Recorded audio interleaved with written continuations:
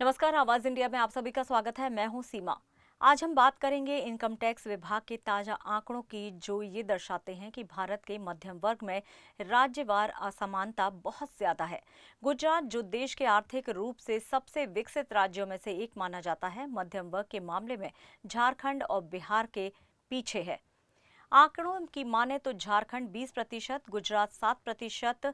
2024 और 25 के assessment year के आंकड़ों के अनुसार झारखंड में 20% टैक्स देने वालों ने 12 लाख रुपए से 50 लाख रुपए तक की सालाना आय घोषित की है। वहीं गुजरात में यह आंकड़ा केवल 7% है। आंकड़े बताते हैं कि गुजरात में 25 लाख रुपए से 50 लाख रुपए तक की आय वाले टैक्स पेयर्स की संख्या टॉप 10 राज्यों में नहीं है। महाराष्ट्र सबसे ऊपर, गुजरात नीचे। महाराष्ट्र इस श्रेणी में सबसे आगे है, जबकि कर्नाटक और तमिलनाडु क्रमशः दूसरे और तीसरे स्थान पर हैं। दिल्ली में अपनी आबादी के अनुपात में सबसे ज्यादा टैक्स पेयर्स हैं। राष्ट्रीय स्तर पर देखा जाए तो एक राज्य की आबादी का लगभग 3% लोग टैक्स भरते हैं। उत्तर प्रदेश, जो देश का सबसे ज्यादा आबादी वाला राज्य है, वहां ये आंकड़ा केवल 1.5% है। टैक्स विशेषज्ञों की माने तो ये आंकड़ा दिखाता है कि गुजरात में मध्यम वर्ग आर्थिक रूप से पिछड़ रहा है, जबकि झारखंड और बिहार अपने मध्यम वर्ग को बेहतर तरीके से टैक्स दायरे में ला रहा है।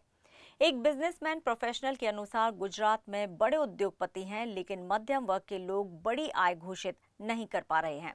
ये सामाजिक और आर्थिक संरचना का संकेत है। देश में सबसे ज्यादा टैक्स भरने वालों की आय 2.5 लाख से 7.5 लाख रुपए के बीच है। देश के आधे से ज्यादा मध्यम वर्ग इसी आय में आते हैं, लेकिन कुल करदाताओं में सिर्फ 2.5% लोग ही 25 लाख रुपए से ज्यादा कमाते हैं। इससे ये साफ होता है कि भारत का उच्च मध्यम आय वर्ग बहुत छोटा है। आंकड़े ये बताते हैं कि गुजरात जैसे अमीर राज्य में भी मध्यम वर्ग में असमानता है।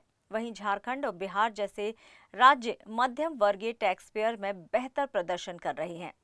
ये रिपोर्ट हमें याद दिलाती है कि सिर्फ बड़ी कंपनियां और उद्योगपति नहीं, बल्कि मध्यम वर्ग की आर्थिक स्थिति भी किसी राज्य की सच्ची समृद्धि को परिभाषित करती है।